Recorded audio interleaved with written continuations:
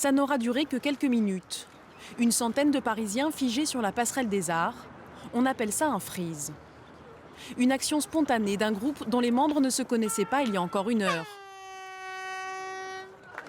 Alors comment sont-ils arrivés là? Via Facebook, j'ai su qu'il se passait quelque chose d'ici. Via Facebook. Facebook. Encore et toujours Facebook. Hein. Ça marche que par ça de toute façon. À l'origine de l'événement, il y a surtout Maxime. Qui sera photo, vidéo, connectez-vous sur Facebook.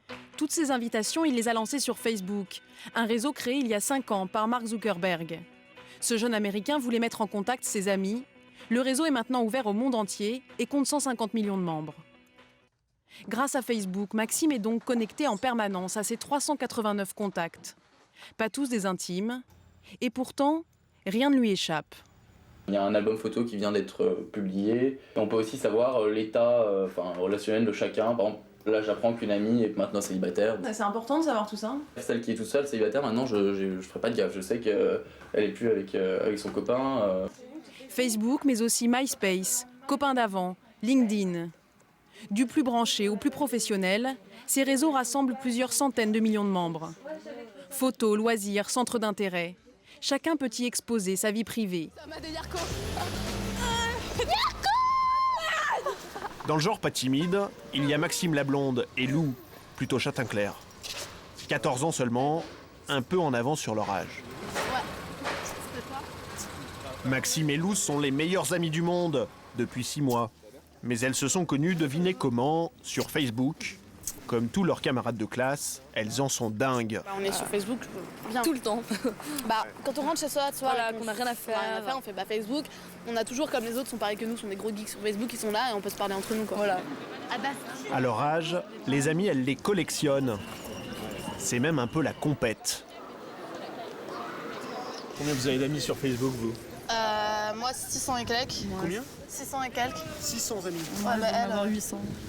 C'est un garçon pas mal, on va faire un sympa, on va l'ajouter, on va lui parler sur Facebook, ça va donner qu'on va se voir en vrai. Et après, on pourrait...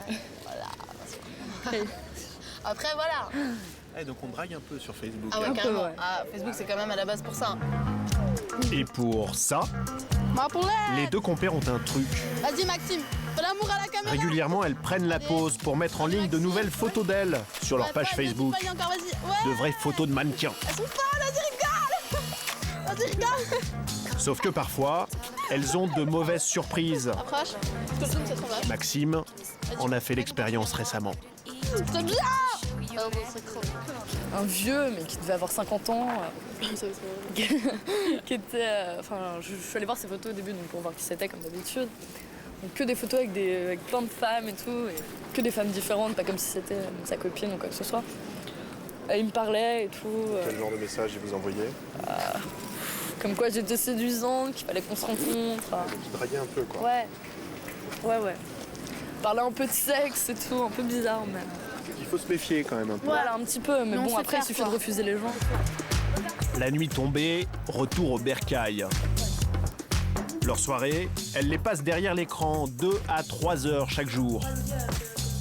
Loin du regard des parents, Facebook c'est une aubaine pour échanger avec leurs amis potins, humeur, photos, sans beaucoup de pudeur. Évidemment, il y a des milliards de photos de gens bourrés sur Facebook, etc. Enfin, Regarde de jeunes. Il y a des vidéos aussi de gens bourrés, des trucs comme ça. Les jeunes qui s'amusent à prendre en vidéo leurs potes bourrés ou des trucs comme ça, il y en a partout. Internet, les chats, les blogs n'ont plus de secret pour eux depuis bien longtemps. Mais ce n'est pas pour autant qu'ils surfent sans risque, comme le rappelle un animateur à ses collégiens de 4e. Sur un espace qui est public, ne parlez pas de votre vie privée. Sinon, par définition, ce ne sera plus privé. Diffamation, vidéos porno, téléchargement illégal. Les mises en garde sont multiples, car aujourd'hui, 2/3 des jeunes de 16 ans surfent quotidiennement sur le net et y passent beaucoup de temps. De 18h, quand je sors du collège, jusqu'à 23h. Jusqu'à 5h sur MSN. C'est beaucoup? Non, je trouve pas, ça passe vite. Il s'agit avant tout de responsabiliser les élèves, non de les culpabiliser. Leur apprendre par exemple à ne pas discuter avec des étrangers, parce qu'on ne vient pas toujours sur Internet avec sa véritable identité. On se rend compte que derrière les pseudos, il peut y avoir quelqu'un d'autre? Ouais, mais on se pose pas vraiment la question.